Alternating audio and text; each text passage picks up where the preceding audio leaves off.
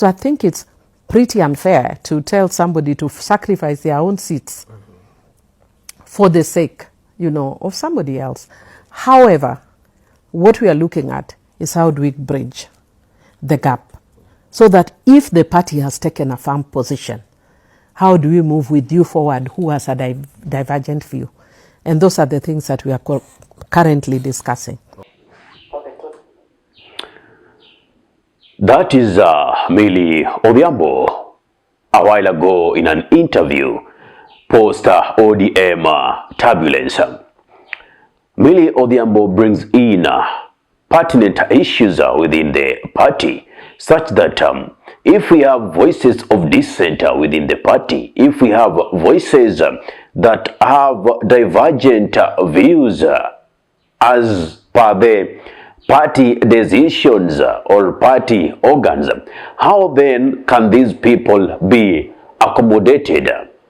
Anyway, it's a tricky situation, bearing in that the party has its mandate, has its constitution, has what it needs to accomplish versus personal interest.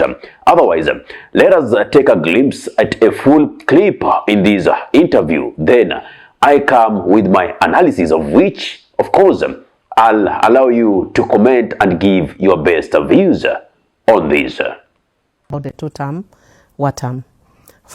I've talked to many people, including people that I talk to backroom, which you don't get the pictures of, but I've spoken to quite a number of people.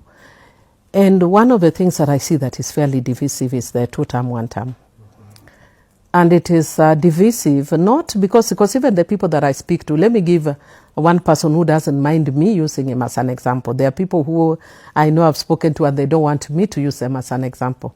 One of the people that doesn't mind me to use him as an example is Honorable Babu. And Babu has said that his main focus is his constituents and his seat. And he's very keen on getting, elected as governor of Nairobi. And what are the dynamics of Nairobi? Normally very challenging. Every urban center is normally oppositionist. So if it is, and you want to get a seat, you have to make a decision. One, which is, I am supporting the presidency, willing to lose my seat, or I am supporting the presidency and also winning my seat, or I am supporting the presidency while losing my seat. Very few people are willing to support a presidency while losing their seats. So because of that, people have to make tough decisions.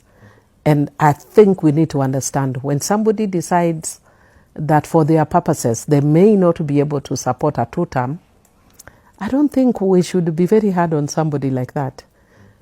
Because ODM is Azadi in the middle, which is democracy. But two, because at the end of the day, politics is about personal interests. The president is saying two-term because he wants two-term.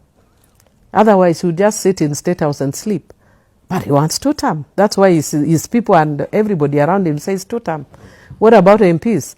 Everybody wants to be re-elected. I mean, those who have given out their whatever want to be re-elected. Those who want other seats want the other seats.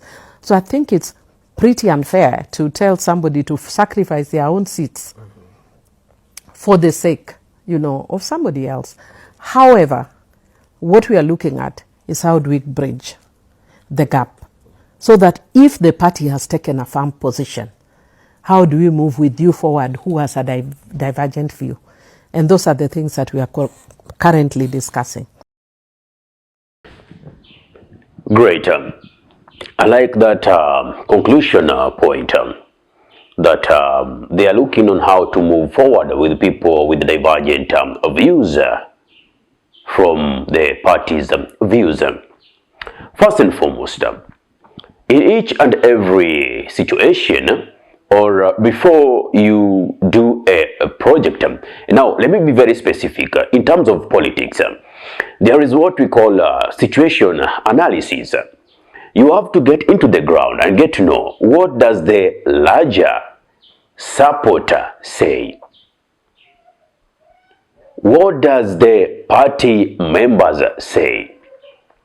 Like, yes, ODM leadership may brag, like Gladys Wanga says, that they have most of the ODM governors supporting their broad-based government. They have most of the MPs that are supporting the broad-based government.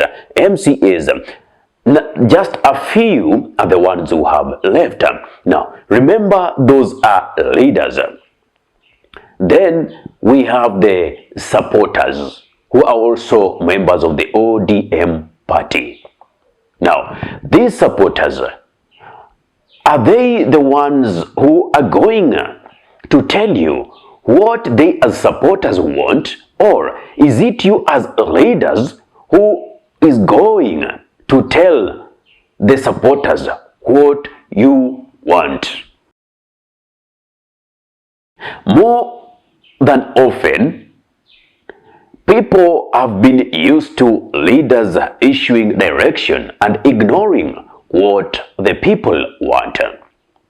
And I would say that Gladys Wanga has jumped the rope non-considerate of what the larger support base clearly wants. And that is why Millie Odhiambo says that there should be a hatched plan on how to accommodate voices of dissent within the party. But this is very tricky. Why?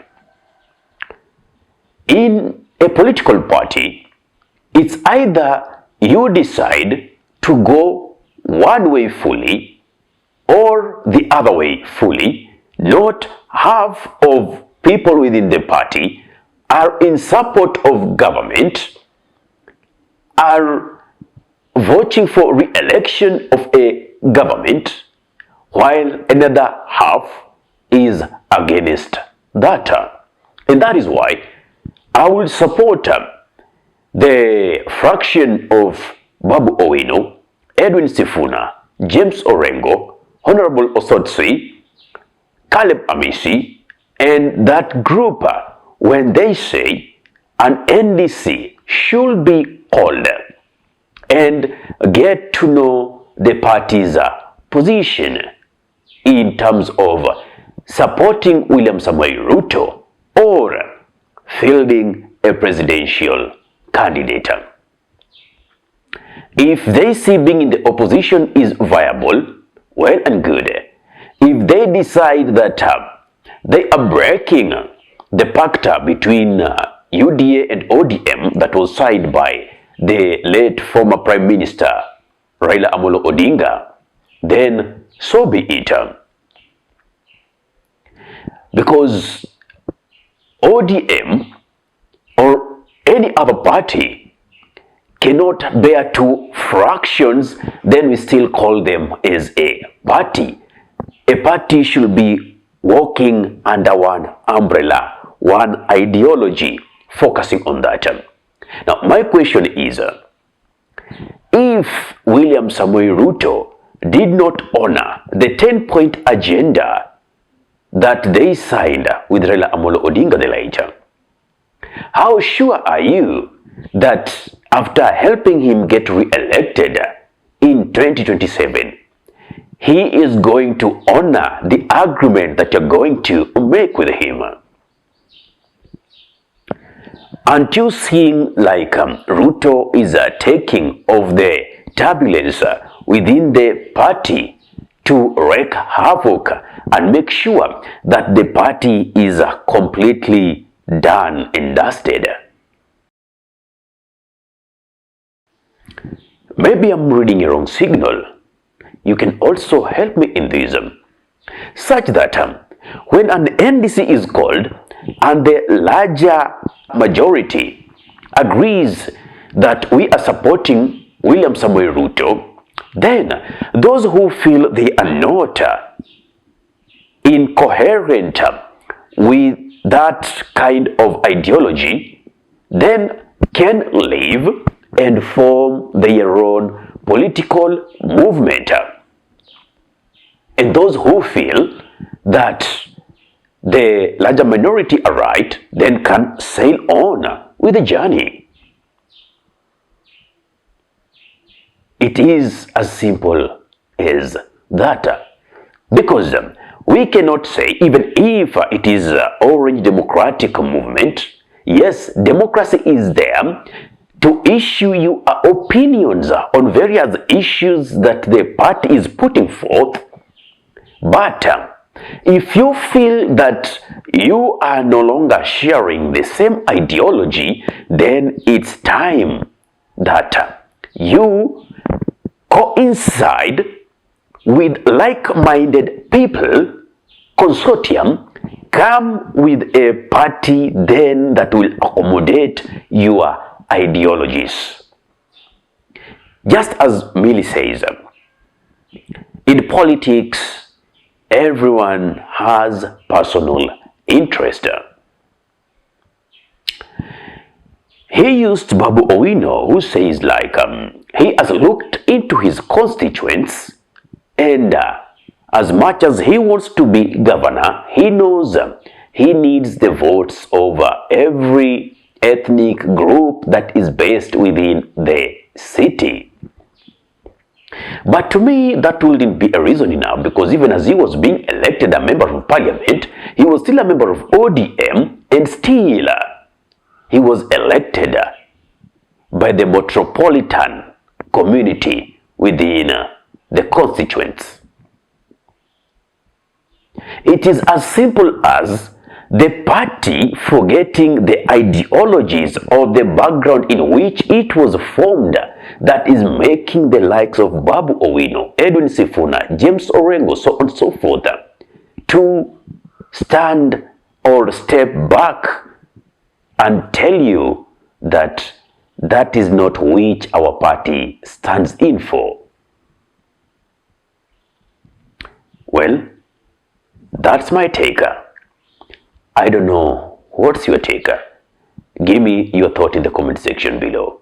If you love content of this nature and you're watching from my YouTube channel, kindly subscribe and press the notification button so anytime that we are live or we upload content of this nature, you'll be the very first person to be notified. Ahmed Khalif is my name for the Unscripted Talks here in Dub Radio. Assalamu alaikum warahmatullahi wabarakatuhu. Kwa timba kali za Afrika, Dub Radio ndio mpango mzima.